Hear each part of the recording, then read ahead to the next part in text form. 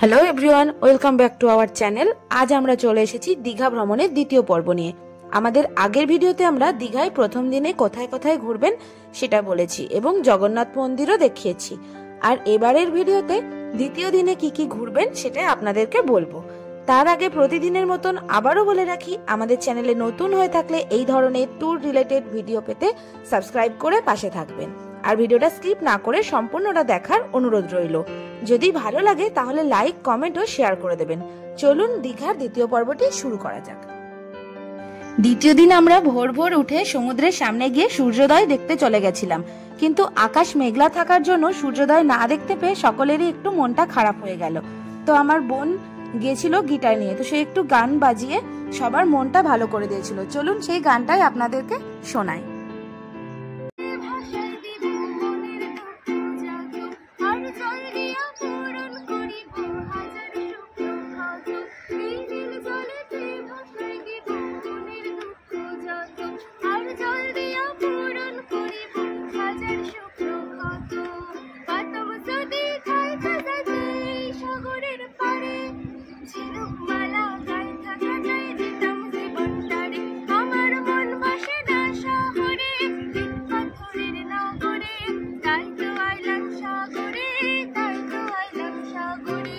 গান শুনে মন ভালো করে নিয়ে আমরা চলে এসেছিলাম বোটিং করতে।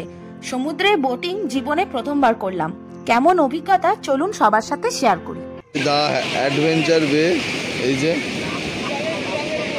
এখান থেকে আমরা চড়তে যাবো 100 টাকা করে এক একজনা। এই যে আমরা এখন বোটিং করতে যাব। এখান থেকে মার্কেটিং করে 100 টাকা করে বুকিং করেছি, 200 টাকা করে নেয়। চারজন যাবো। এই যে দেখেন আমার ছেলের এখন ড্রেস চলছে। এগুলো এমনি 150 টাকা করে যায়, আমরা মার্কেটিং করে 100 টাকা করে করেছি। বোটও ওই যে দূরে দেখতে পাচ্ছে, ওই যে বোট যাচ্ছে, বোট আসবে। ওই যে এখন মৌ ড্রেস পরছে।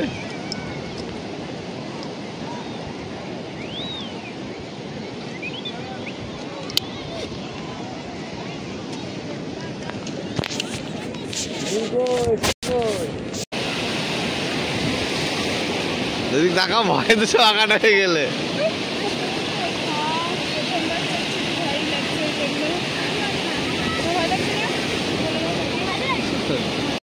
বোটে উঠে প্রচুর ভয় লাগছিল, তাই আর ভালো করে ভিডিও করতে পারিনি। তখন মনে হচ্ছিল বাপরে, নামতে পারলে বাঁচি, কতক্ষণে নামবো, এইরকমই অবস্থা হয়েছিল আমাদের সবার।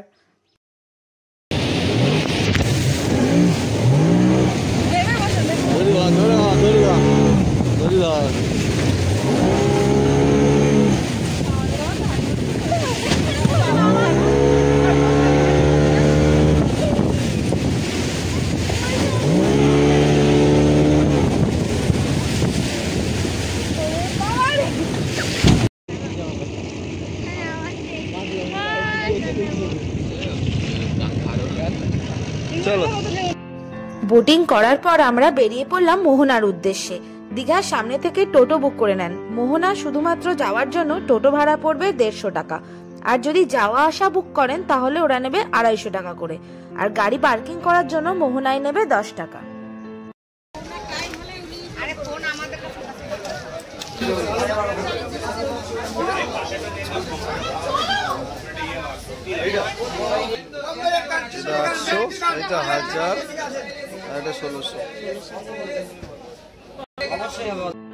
মোহনা হলো পশ্চিমবঙ্গের বিখ্যাত পর্যটন কেন্দ্র তথা বঙ্গোপসাগরের কূলে অবস্থিত দীঘার এক গ্রাম।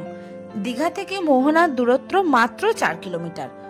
এখানে বাসোপযোগী হোটেল, বাজার ইত্যাদি নেই। যেসব পর্যটক সমুদ্র সৈকতের আনন্দ উপভোগ করতে চান তাদের কাছে স্বর্গরাজ্য হলো মোহনা। এখানে আছে দূর দূরান্তের মৎস্যজীবীদের নৌকা বা ট্রলার নিয়ে আনাগোনা। তীরভূমিতে অস্থায়ী কিছু দোকানপাট, যার মধ্যে মাছের পাইকারি দোকানের সংখ্যাই বেশি।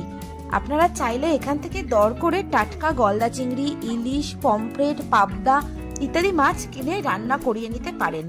নিউ দীঘা বিচে অনেক হোটেল আছে যেখানে রান্না করিয়ে দেয়, এবং ইচ্ছে হলে প্যাকিং করে বাড়িতেও মাছ নিয়ে যেতে পারবেন, সে ব্যবস্থাও আছে এখানে। আমরা এখানে যে দুদিন ছিলাম সেই 2 দিনই এখান থেকে মাছ নিয়ে রান্না করিয়ে নিয়েছিলাম। মোহনা থেকে ফিরে ব্রেকফাস্ট সেরে এরপর আমরা চলে এসেছিলাম দীঘার একটি জনপ্রিয় পার্ক অমরাবতী পার্কে। অমরাবতী পার্ক তার সবুজে ঘেরা বাগান, শান্ত পুকুর, রোপওয়ে রাইডের মাধ্যমে শহরের সৌন্দর্য বৃদ্ধি করে। এই পার্কটি সপ্তাহে 7 দিনই খোলা থাকে, সকাল 10টা থেকে সন্ধে 6টা পর্যন্ত।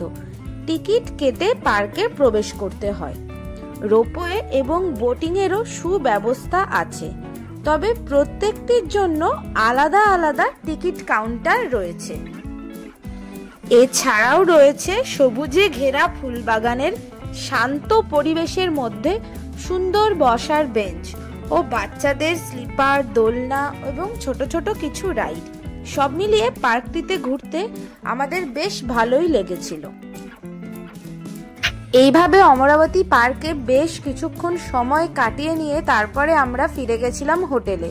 সেখানে গিয়ে আমাদের দুপুরের লাঞ্চ সেরে বেশ কিছুক্ষণ রেস্ট নিয়ে আবার আমরা বিকালবেলায় কোথায় যাব চলুন সেটা আপনাদেরকে দেখাই।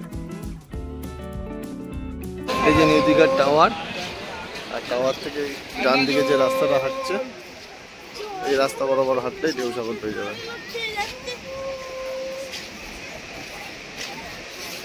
বেশি না, 400 মিটার মতো হবে হেঁটে। এবার আমরা চলেছি নিউ দীঘার একদম কাছে ঢেউসাগর পার্কের দিকে। তো এবার পার্কের প্রবেশ মূল্য 20 টাকা করে। চলুন এবার পার্কটি আপনাদেরকে ঘুরিয়ে দেখায়।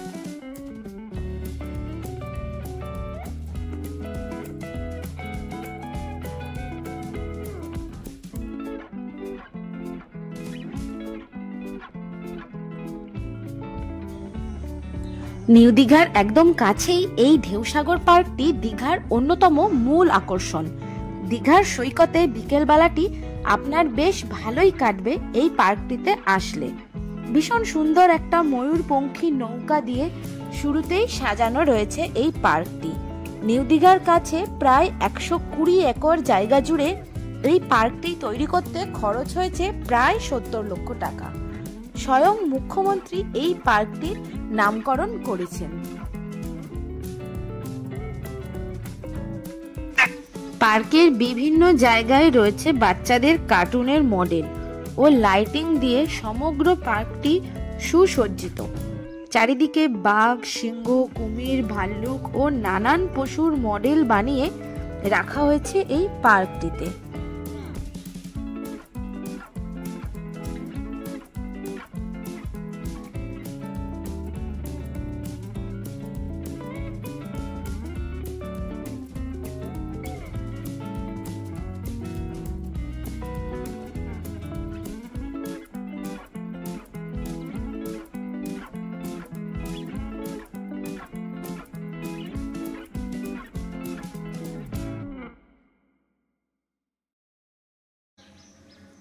পার্কের একদিকে সুন্দর ব্রিজ, তাতে উঠে আসলে ছোট্ট একটা ঘর করে তার মধ্যে রাখা রয়েছে খরগোশ এবং বিভিন্ন পাখি।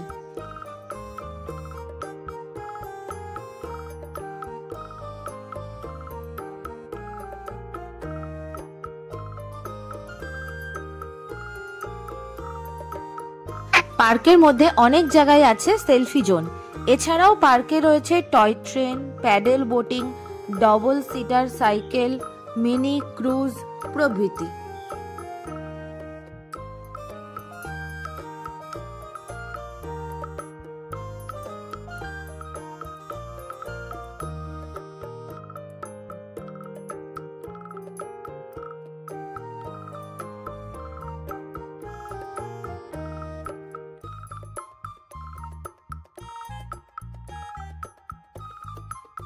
পার্কটিতে একটি মিউজিয়াম আছে।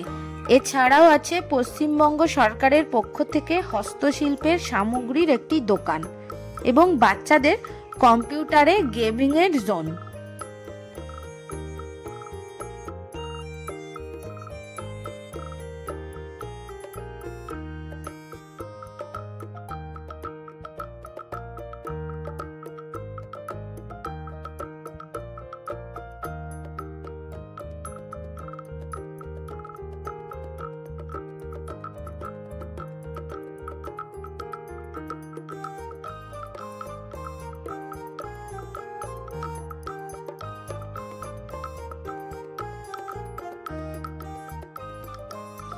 এগুলো ছাড়াও এখানে রয়েছে অত্যাধুনিক প্রযুক্তির jeep riding, bike riding, zip line, giant swing, floating cycle, 7D show, বাচ্চাদের সি-স, ছোট্ট নাগরদোলনা এবং বড়দের জন্য দোলনা, আরো অনেক কিছু।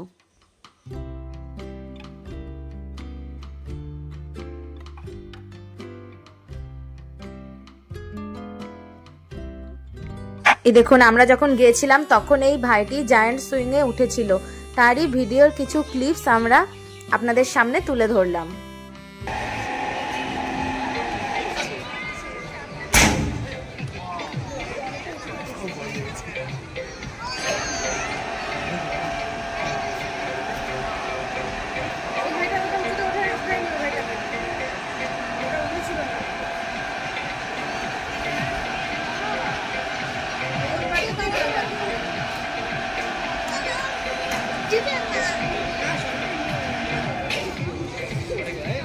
প্রথমবার অনেকটা উঁচুতে উঠলো, আগের জন এতটা উঁচুতে।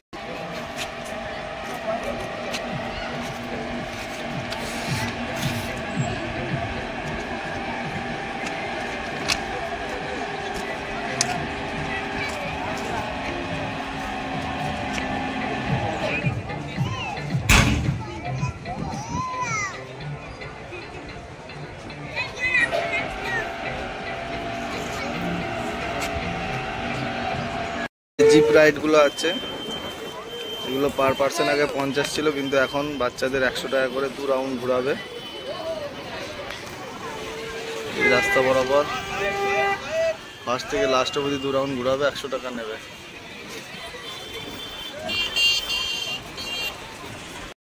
এটা হলো নিউ দিঘার ফুটপাতের শপিং মার্কেট।